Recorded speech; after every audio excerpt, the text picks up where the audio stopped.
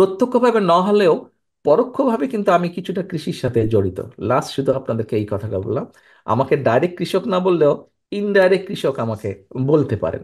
কৃষি বা কৃষক সম্পর্কে এখানে যতটুকু আমি দেখতে পাচ্ছি স্ক্রিনে সাংবাদিক ভাইরাও আছেন, হয়তো বা ওনারা কিছুটা হতাশ হবেন যে আজকে আমি কোনো রাজনৈতিক বক্তব্য দিচ্ছি না বা দিতে চাইছি না আমি।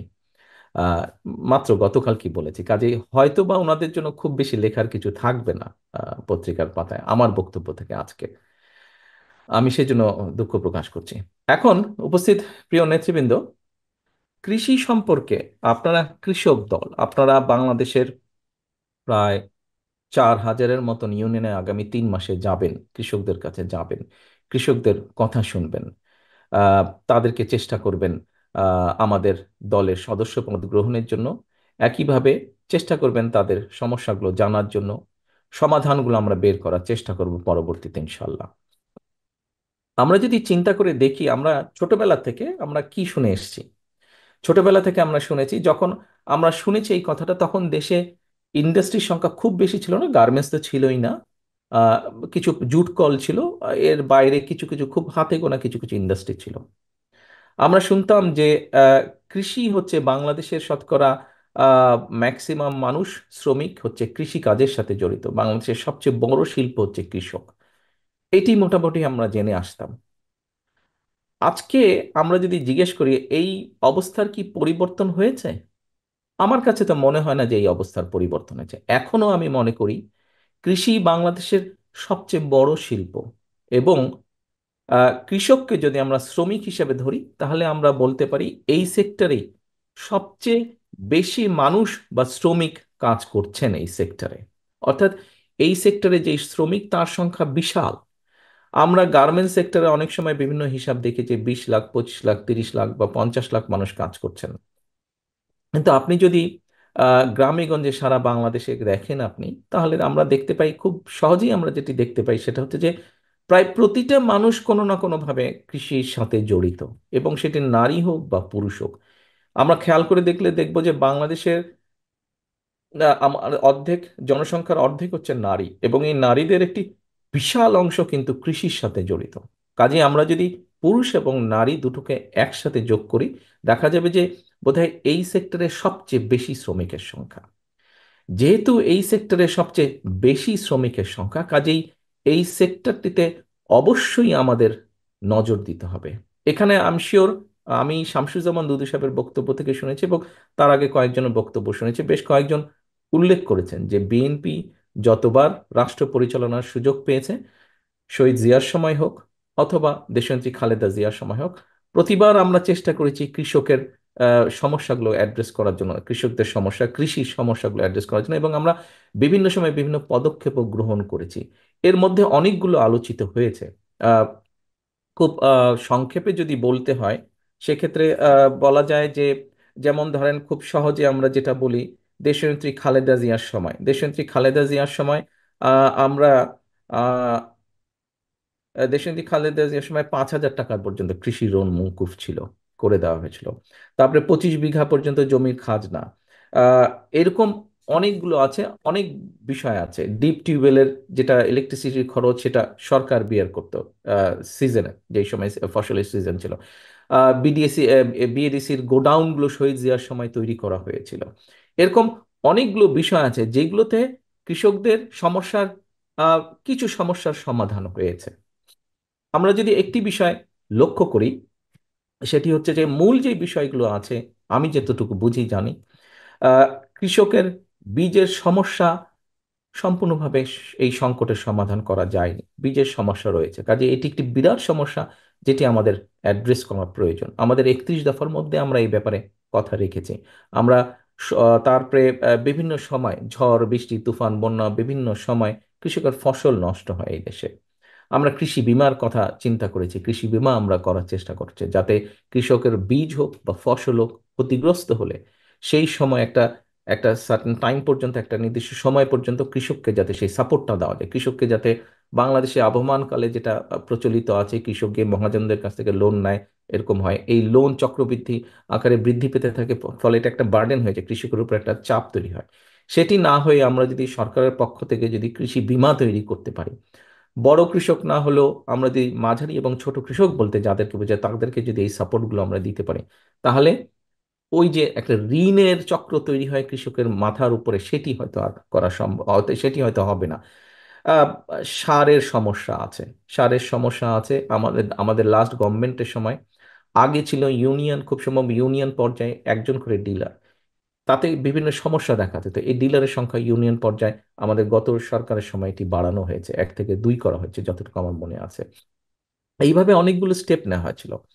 একটি বড় সমস্যা আছে, সেটি হচ্ছে কৃষি জমির পরিমাণ কমে যাচ্ছে। চিন্তা করে দেখবেন যে বাংলাদেশের মানুষ, আমরা কেউ বলি 16 কোটি, 17 কোটি, যেটাই আমরা বলি না কেন, এখানে বহু নেতৃবৃন্দ বসে আছেন, কৃষক দলের বহু নেতাকর্মী বসে আছেন, যাদের সাথে আমার বিভিন্ন দেশে যখন আমি ছিলাম বিভিন্ন সময় দেখা হয়েছে। কোথায় দেখা হয়েছে? আপনার এলাকায় দেখা হয়েছে। আমি সারা দেশ ঘুরতাম, আজকে এই জেলা কালকে ও জেলা, থানায় থানায় ইউনিয়নে ঘুরতাম, আপনাদের অনেকের সাথেই দেখা হয়েছে মোটামুটি ভাবে।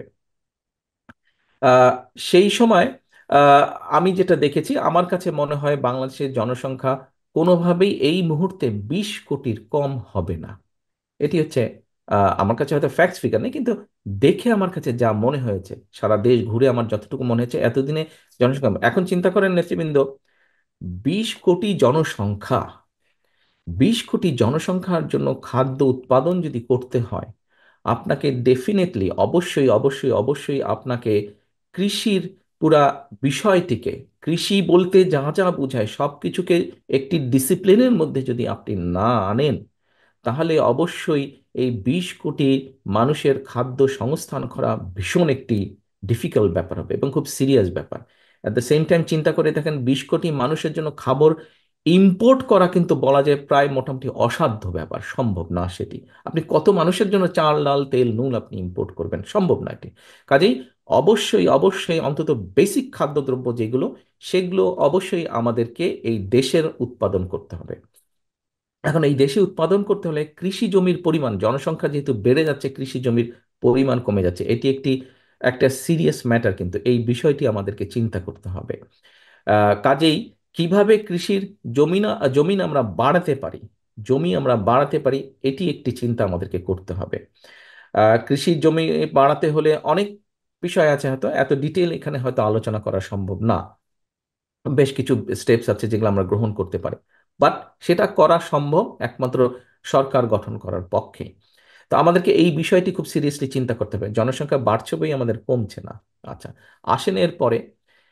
কৃষি বলতে শুধু যে ধান চাষ, পাট চাষ, নট দ্যাট। কৃষি বলতে ধান চাষ যদি হয়ে থাকে, গম চাষ যদি হয়ে থাকে, শাক সবজি চাষ যদি হয়ে থাকে, একই সাথে কিন্তু গরু ছাগল হাঁস মুরগি মাছ এইগুলা পালনও কৃষির মধ্যে পড়ে। শুধু যে আহ, ধান চাষ আর কয়েকটা ফসল এটা না, কৃষি একটা ব্যাপক বিরাট একটা সেক্টর কিন্তু। এখন আপনি শুধু ধান চাষ করলেন, না হয় আপনার চালের সমস্যা হলো, কিন্তু শুধু কি আপনি ভাত খাবেন? শুধু তো ভাত খাবেন না, শাক সবজিও আপনাকে খেতে হবে, আপনাকে মাছ খেতে হবে, আপনাকে গরু ছাগল এগুলো আপনার এনাফ প্রোডাকশন হতে হবে। কাজে এই বিষয়গুলোকে নিয়েও আমাদের চিন্তা করতে হবে।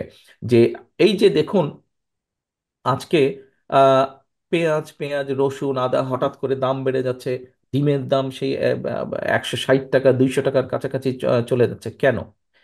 এটার কিছু সমস্যা, তো অন্য সমস্যা আছে যেগুলো পত্রপত্রিকায় আমরা দেখি, কিছু সমস্যা আছে, কিন্তু এর বাইরে আমি মনে করি আরেকটি বড় সমস্যা আছে, সেটি হচ্ছে আমাদের প্রোডাকশন বাড়াতে হবে আরো। আমাদের প্রোডাকশন বাড়াতে হবে, সেটি ধানের প্রোডাকশন হোক, মানে চালের প্রোডাকশন হোক, সেটি শাকসবজির প্রোডাকশন হোক, সেটি গরু ছাগলের প্রোডাকশন হোক, সেটি পেঁয়াজের প্রোডাকশন হোক। পেঁয়াজ, আমাদের দেশে পেঁয়াজের প্রোডাকশন বাড়ানো সম্ভব। পেঁয়াজ আমরা পার্শ্ববর্তী দেশ সহ কিছু কিছু দেশ থেকে ইম্পোর্ট হয়, কিন্তু নিশ্চয়ই আপনাদের অনেকেরই হয়তো ধারণা আছে, সবার না থাকলেও আমাদের সারা দেশের মানুষের পেঁয়াজের যে রিকোয়ারমেন্ট, মোটামুটি ভাবে কিন্তু তার 50%-এর বেশি পেঁয়াজ দেশি এই মুহূর্তে উৎপাদিত হয়। প্রায় 60-65% পেঁয়াজ দেশি উৎপাদিত হয়। তাহলে এইটা যদি হয়, এটাকে কিন্তু আমরা আরো বাড়াতে পারি। এটা কি বাড়িয়ে ইম্পোর্ট নির্ভরতা আমরা কমাতে পারি। এখন আমাদেরকে তাহলে বের করতে হবে কোথায় কোথায় আর প্রবাবিলিটি আছে, যেখানে যেখানে পেঁয়াজের উৎপাদন, পেঁয়াজ সহ আরো যেগুলো ফসল আছে যেগুলো নিয়ে মাঝে মাঝে হইচই পড়ে যায়, মাঝে মাঝে এই পত্র পত্রিকায় যেগুলো নিয়ে নিউজ হয় মাঝে মাঝে হইচই পড়ে যায়।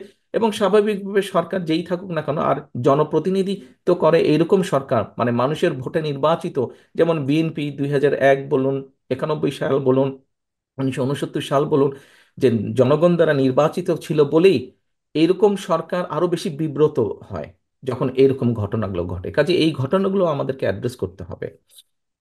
দেখুন, একটি বড় বিষয় হচ্ছে পানি। পানি আমাদের একটি বড় বিষয়। আমি জানি না আপনারা কয়জন কতটুকু খেয়াল করছেন, বাট 20 কোটি লোকের দেশে আমাদের পানির বিপুল অসম্ভব সংকট আছে, সিরিয়াস একটি ক্রাইসিস আছে পানি। এবং পানি কৃষির সাথে সম্পর্কিত।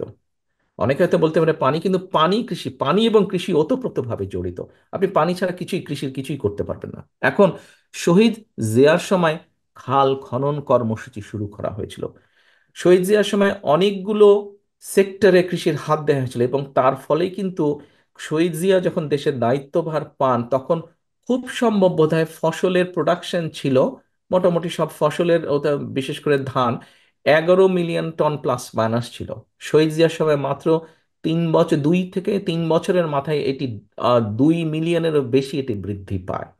এখন এটির একটি প্রধান কারণ ছিল খাল খনন কর্মসূচি। অর্থাৎ আমাদের দেশে বহু জায়গা তখনও ছিল, এখনো অনেক জায়গা আছে যেখানে কৃষক ফসল উৎপাদনের জন্য যে প্রয়োজনীয় পানি, সেই পানিটি পায় না, কৃষক ঠিক মতন সময় মতন পায় না, সেই জন্য ফসল উৎপাদনে বাধাগ্রস্ত হয়।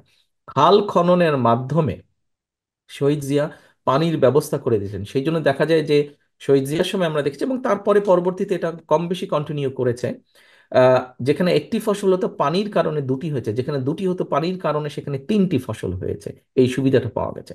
এখন নেতৃবৃন্দ, আহ, যে কোনো কারণেই হোক আমরা করতে পারিনি, এতটুকু আপনাদের সাথে আমি শেয়ার করতে চাই। আগামীতে ইনশাল্লাহ বিএনপি জনগণের সমর্থন নিয়ে সরকার গঠন করলে আমরা শহীদ জিয়ার খাল খনন কর্মসূচি আবার শুরু করব। এটি আমাদেরকে শুরু করতে হবে অনেকগুলো কারণে। এটি আমাদেরকে শুরু করতে হবে কৃষকের পানির সুবিধার কারণে। এটি আমাদেরকে করতে হবে রিজার্ভার তৈরি করার কারণে। এটি আমাদেরকে করতে হবে, আমাদের যে আন্ডারগ্রাউন্ড ওয়াটার লেভেল আছে এটি কিন্তু নিচে নেমে গেছে, পানির নিচে যে মাটির নিচে যে পানিটা থাকে এটি কিন্তু ব্যবহার করতে করতে করতে করতে নিচে নেমে গেছে, যেটি আরেকটি বিশাল বিপদের একটি সংকেত আমাদের জন্য, বা বিপদের কারণ হবে আগামী দিনে। কাজে সে অনেকগুলো কারণে আমাদেরকে খাল খনন করতে হবে। খাল খনন করলে আমরা যেরকম কৃষককে পানির সুবিধা দিতে পারবো, খাল খনন করলে আমরা বর্ষার মৌসুমে, এই যে কয়েকদিন আগে দেখেন, নোয়াখালী অঞ্চলে বলেন, আমাদের উত্তর অঞ্চলে বলেন, উত্তর অঞ্চলের নেতৃবৃন্দ এখানে আছেন, কৃষক দলের বিভিন্ন এলাকায় হঠাৎ করে বন্যা হয়। বর্ষাকালীন সময় বন্যা হয়। বন্যার সময় প্রচুর পানি আসে, 7 দিন, 10 দিন, 2 সপ্তাহ, 1 মাস থাকে, তারপরে পানিটা আবার সাগরে চলে যায়। কিন্তু এই পানিটা আপনি যদি চিন্তা করে দেখেন এইভাবে আপনারা প্রত্যেকে, যে যখন বন্যা হয়, ধরেন 10 কিলোমিটার একটা জায়গায় বন্যা হচ্ছে, 10 কিলোমিটার জায়গায় বন্যা হচ্ছে, এবং এভারেজে যদি পানির হাইট মাটির লেভেল থেকে যদি 5 ফিট, 5.5 ফিট থাকে, আপনি চিন্তা করেন একটা সুইমিং পুল বা একটা পুকুরের কথা চিন্তা করেন, যে 10 কিলোমিটার রেডিয়াস মোটামুটি ভাবে এরকম, এবং সেটার হাইট হচ্ছে এভারেজে 5 ফিট, কি পরিমাণ পানি আপনি সেখানে আছে চিন্তা করে দেখেন। কিন্তু এই পানিটাকে যদি আমরা খালের ভিতরে নিয়ে যাই, খাল দিয়ে যদি সব জায়গায় আমরা এই পানিটাকে আটকে রাখতে পারি, রিজার্ভের মতন করে রাখতে দিতে পারি, তাহলে চিন্তা করেন কি বিশাল বিপুল পরিমাণ পানি আমরা আটকে রাখলাম, এবং সেই পানিটা আমরা প্রয়োজনে, আমাদের প্রয়োজনে আমরা ব্যবহার করতে পারবো। এখানে এখানে প্রিয় নেতৃবৃন্দ, আরেকটি বিষয় আমাদের আছে। কিছুদিন আগে একটি রিসার্চে এসছে যে কৃষকের যে কোনো ফসলের ক্ষেত্রে যে পরিমাণ পানি প্রয়োজন হয়, পানির ওয়েস্ট হয় অনেকাংশে। কিভাবে সেটা? যে পরিমাণ পানি প্রয়োজন হয়, আমাদের অনেক কৃষক আছে যারা ঠিক বুঝে উঠতে পারে না পানিটা কতটুকু লাগবে, এবং অধিকাংশ ক্ষেত্রে বেশি পানিটা দেওয়া হচ্ছে জমিতে। বেশি পানিটা দেওয়ার কারণে ওটা অনেক সময় ফসলের জন্যও ক্ষতি হচ্ছে, এবং পানিটাও ওয়েস্ট হচ্ছে। কৃষককে আমাদের আমাদের এখানে অনেক সায়েন্টিস্ট আছেন, ওয়াটার স্পেশালিস্ট আছেন, যাদেরকে দিয়ে আমাদেরকে একটি পদক্ষেপ নিতে হবে সামনের দিনে, যে পানিটা যাতে ওয়েস্ট না হয়, পরিমিত পরিমাণে পানি আমরা ব্যবহার করব, তাহলে বাকি পানিটা আমরা অন্য কাজেও ব্যবহার করতে পারবো। এই খাল খননের কয়েকটি সুবিধা কম বেশি আপনারা জানেন। খাল খননের কিন্তু আরেকটি বড় সুবিধা আছে। বাংলাদেশের বহু গ্রাম আছে যেখানে বহু মানুষ বাস করে, যারা কিন্তু, যাদের ওখানে পুকুর বা নদী থেকে বেশ ভিতরে তাদেরকে থাকতে হয়। তাদের প্রাত্যহিক প্রয়োজনের জন্য যেই পানি, মানে ধরেন গোসল মাসল এগুলার জন্য অথবা রান্না বান্নার জন্য প্রাত্যহিক ব্যবহারের জন্য যেই পানি, সেটা আনার জন্য তাদেরকে অনেক দূরে যেতে হয়। বা দূরে যাওয়ার কারণে যেটা হচ্ছে, সঠিকভাবে তারা পানি ব্যবহার করতে পারছে না, এবং পানি ব্যবহার করতে না পারার কারণে আরেকটা সমস্যা দেখা দিচ্ছে, বিভিন্ন অসুখ বিসুখ, বিশেষ করে বিভিন্ন রকমের স্কিন ডিজিজ হয় তাদের। আমরা যদি বিভিন্ন গ্রামের ভিতর দিয়ে খালগুলা খনন করতে পারি এবং খালগুলাতে যদি পানি রেখে দিতে পারি রিজার্ভ মতন, তখন এই মানুষগুলো যারা সহজে পানি ব্যবহার করতে পারছে না, এই মানুষগুলো কিন্তু তখন পানিটা অ্যাক্সেসটা আরো ইজি হবে তখন। এখন যদি সে ডেইলি 30 লিটার পানি ব্যবহার করে, তখন সে হয়তো 50 লিটার পানি ব্যবহার করবে, ফলে তার অসুখ বিসুখের পরিমাণও কমে আসবে। এরকম অনেকগুলো বিষয় আছে। সেই জন্যই নেতৃবৃন্দ, আহ, আরেকটি বিষয় আছে আমাদের, যেটি প্রসঙ্গক্রমে আমি বলছি, যে যেমন এই যে যেটা আমি বললাম যে আমার কাছে কারণ আছে বিশ্বাস করা যে আমরা প্রোডাকশন যদি না বাড়াতে পারি, তাহলে এই যে দ্রব্যমূল্যের যেটি নিয়ে মানুষ প্রতিনিয়ত কষ্ট পাচ্ছে, প্রত্যেকটা সমাজের শ্রেণীর, আপনি নিম্ন মধ্যবিত্ত বলেন, মধ্যবিত্ত বলেন, মধ্যবিত্ত বলেন, নিম্ন মধ্যবিত্ত, যেভাবেই যার কথাই বলেন না, মোট কথা একটি পরিবার, প্রায় বলা যায় প্রতিটি পরিবার কিন্তু প্রতিদিন এই যে দ্রব্য মূল্যের যে ঊর্ধ্বগতি, এর কারণে কষ্ট পাচ্ছে। আমাদেরকে যেভাবেই হোক কৃষককে সহযোগিতার মাধ্যমে, বিভিন্ন পদক্ষেপ গ্রহণের মাধ্যমে অবশ্যই আমাদেরকে আমাদের উৎপাদন বাড়াতে হবে। সেটি ধানের উৎপাদন বলেন, সেটি আলুর উৎপাদন বলেন, সেটি পুঁই শাকের উৎপাদন বলেন, ঢেঁড়স বরবটির উৎপাদন বলেন, সেটি গরু ছাগলের উৎপাদন বলেন, সেটি হাঁস মুরগির উৎপাদন বলেন, ডিমের উৎপাদন বলেন, সেটি পেঁয়াজ রসুনের উৎপাদন বলেন, সেটি মাছের উৎপাদন বলেন না কেন, অর্থাৎ কৃষি বলতে যা যা বোঝায়, আমাদেরকে এই উৎপাদনগুলো বাড়াতে হবে যদি আমরা জিনিসের দাম কমাতে চাই। এবং তারপরে তো বাজার ব্যবস্থা আছে, কৃষককেও চেষ্টা করতে হবে আমাদেরকে। যদি এটি ভালো ফল দেয় তাহলে চেষ্টা করতে হবে, অর্থাৎ কৃষকের যে পণ্য, কৃষক যদি সরাসরি বাজারে নিয়ে আসতে পারে, সরাসরি যদি তারা ক্রেতার কাছে দিতে পারে, তাহলে কিভাবে দিতে পারে যাতে করে জিনিসের দাম, কৃষকের সরাসরি মূল্যটা পেল, অ্যাট দ্য সেম টাইম ক্রেতা যারা সাধারণ মানুষ যারা, তারাও সহজভাবে কম দামে জিনিসটা কিনে নিতে পারলো। কাজেই নেতৃবৃন্দ, আমার মনে হয় আপনারা কৃষক দল, শুধু দল গঠন করলেই হবে না, আমাদের দলের যে লক্ষ্য, যে কথাগুলো আপনাদের সামনে আমি আজকে তুলে ধরলাম, এগুলো হয়তো একদম নন পলিটিক্যাল কথা, রাজনীতির কথার পাশাপাশি আমরা তো শুধু বক্তব্যের জন্য না। বিএনপি এমন একটি দল, যেই দলটি দেশের জন্য, দেশের মানুষের জন্য কিছু করার লক্ষ্য রাখে, এবং সে কারণেই আমাদেরকে এই মানুষের যে বাস্তব সমস্যাগুলো, এই সমস্যাগুলো আমাদেরকে চিন্তা করতে হবে এবং সমাধানের পথগুলো বের করতে হবে। সেজন্যই আমরা অতীতে বিভিন্ন সময় আমরা বিভিন্ন পদক্ষেপ গ্রহণ করেছি, এবং ইনশাল্লাহ ভবিষ্যতেও আমরা বিভিন্ন পদক্ষেপ আমরা গ্রহণ করব। আহ, সেই জন্যই আপনারা যখন আজকে যাবেন, আপনাদের সামনে হয়তো দেওয়া হয়েছে, যেমন অনেকগুলো বিষয় এখানে কৃষক দলের পক্ষ থেকে দেওয়া হয়েছে। এগুলো আমরা দলের মধ্যেও আলোচনা করব। মহাসচিব সাহেব এখানে উপস্থিত আছেন। আমাদের মূল যেটি আছে স্থায়ী কমিটি, আমরা সেখানে প্রাইমারি আলোচনা করে, আরেকটু আলোচনা করে আমরা এটিকে আস্তে আস্তে বিষয়টিকে আমরা নিয়ে আসব, যে কতগুলো পদক্ষেপ আমরা গ্রহণ করব কৃষি সেক্টরের জন্য, যেগুলো আমাদের মানে চিন্তা ভাবনার মধ্যে আছে। যেমন কৃষকের উৎপাদিত ফসলের ন্যায্য মূল্য নিশ্চিতের জন্য ইউনিয়ন পর্যায়ে সরকারিভাবে ক্রয় কেন্দ্র স্থাপনের করা যায় কিনা, এটি করলে লাভ হবে কিনা, এই বিষয়টি আমাদের চিন্তার মধ্যে আছে। দ্বিতীয়ত আমাদের চিন্তার মধ্যে আছে কৃষকের জন্য শস্য বীমা চালু করা, যেটি আপনাদেরকে একটু আগে আমি বললাম। তৃতীয়, আমি বলেছি আপনাদেরকে যে সেচ ব্যবস্থার সংকট নিরসনে ও ঐতিহ্যবাহী যে খাল খনন কর্মসূচি শহীদ জিয়া ছিল, সেটিকে পুনঃপ্রবর্তন করা, সেটিকে চালু করা। সেটির সাথে সেচের পানি অপচয় রোধে যেটি বলেছি, এর মধ্যে খুব সম্ভব বোধহয় বিষয়টি কোনো কোনো জায়গায় চালু হচ্ছে, বাড়ির পাইপ লাইন পদ্ধতির মাধ্যমে উদ্যোগ গ্রহণ করা। হয়তো কেউ কেউ এটির সাথে পরিচিত আছেন, এটিকে কিভাবে আরো করা যায় ভালোভাবে, পানির অপচয় যাতে না হয়। তারপরে কৃষকের স্বার্থ উন্নয়ন সহ যাবতীয় অর্থনীতি বিকাশের জন্য কৃষিভিত্তিক শিল্প কলকারখানা। প্রিয় সহকর্মীবৃন্দ, পৃথিবীর অনেক দেশ আছে যারা কৃষি পণ্য রফতানি করেই তাদের পুরা দেশ চালায়। কৃষি পণ্য রফতানি করেই তারা লক্ষ কোটি মানুষের, তাদের দেশের কর্মসংস্থানের ব্যবস্থা করে। আমাদের যেরকম আমরা প্রায় বলি যে আমাদের অর্থনীতি গার্মেন্টস এর থেকে যে ইনকাম সেটির উপরে, এবং রেমিটেন্স, আমাদের প্রবাসী ভাইয়েরা যারা বিদেশের থেকে আছেন কষ্ট করছেন, তারা যে বৈদেশিক মুদ্রা পাচ্ছেন, এই দুটো মূল। এটার পাশাপাশি আমরা আমাদেরকে দেখেন, যদি সত্যিকারভাবে একটি সরকার গত 15 বছর থাকতো জনগণের দ্বারা নির্বাচিত, তাহলে কিন্তু প্রবাসীদের রেমিটেন্স এবং গার্মেন্টস এই দুটোর বাইরে নিশ্চয়ই সত্যিকার সরকার থাকলে, জনপ্রতিনিধি সত্যিকারভাবে থাকলে নিশ্চয়ই তারা আহ, আরো দুইটি তিনটি হয়তো সেক্টর বের করতে পারতো যেখান থেকে আমাদের বৈদেশিক মুদ্রা আসবে, যা দিয়ে আমরা দেশকে সুন্দরভাবে গড়ে তুলতে পারতাম। বাট যেহেতু ছিল না, কি ছিল না ছিল আমি সেই প্রসঙ্গে আর যেতে চাইছি না।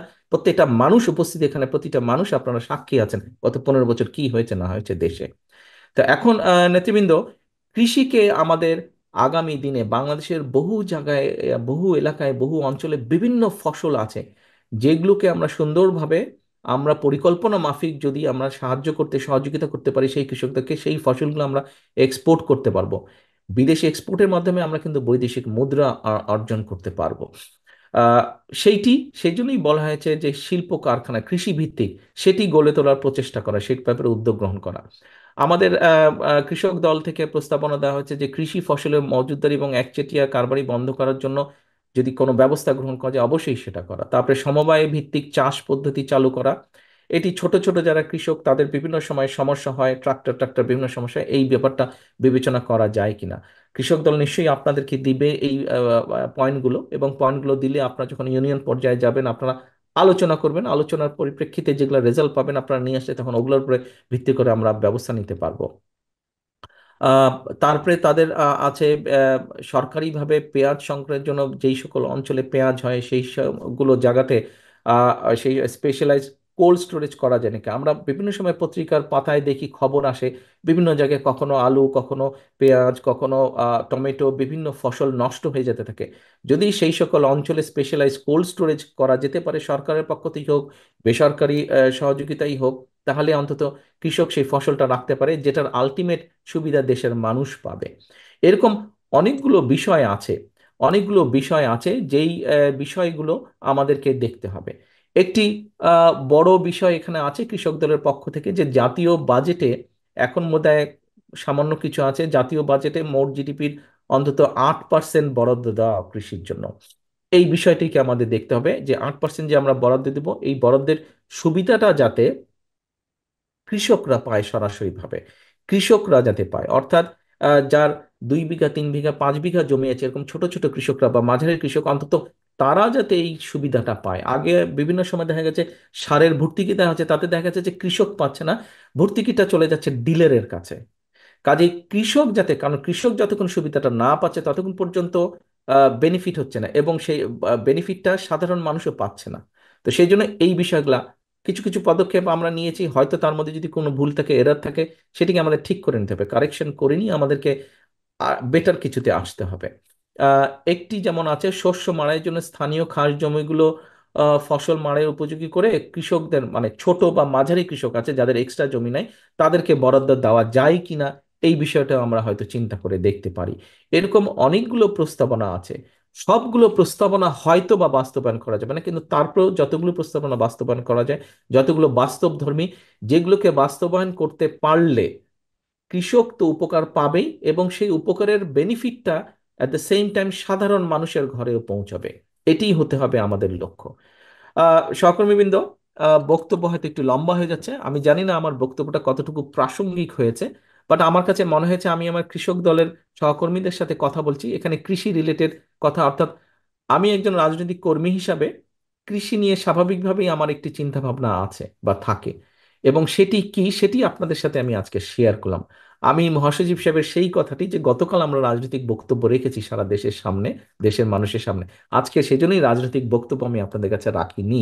আমি আজকে আপনাদের সাথে এতটুকুই শেয়ার করতে চেয়েছি যে কৃষি নিয়ে একজন রাজনৈতিক কর্মী হিসাবে আমি কি চিন্তা করি সেটি আপনাদের সাথে তুলে ধরেছি। আমি আশা করব আপনারা যে ছড়িয়ে যাবেন, ছিটিয়ে যাবেন সারা বাংলাদেশি কৃষকদের কাছে। আজকে এই ঘরে আমরা আমাদের দলের নেতাকর্মীদেরকে দেখতে পাচ্ছি কৃষক দলের সদস্য হিসাবে। আগামীতে ইনশাল্লাহ যখন আমরা এরকম আরেকটি সমাবেশ করব, তখন আপনারা যেমন থাকবেন, আপনাদের থেকে বেশি সংখ্যক সেই মানুষগুলো থাকবে, সেই নতুন সদস্যগুলো আমাদের থাকবে যারা সরাসরি কৃষির সাথে সম্পর্কিত, যাদেরকে এক কথায় কৃষক বলে চিনে মানুষ।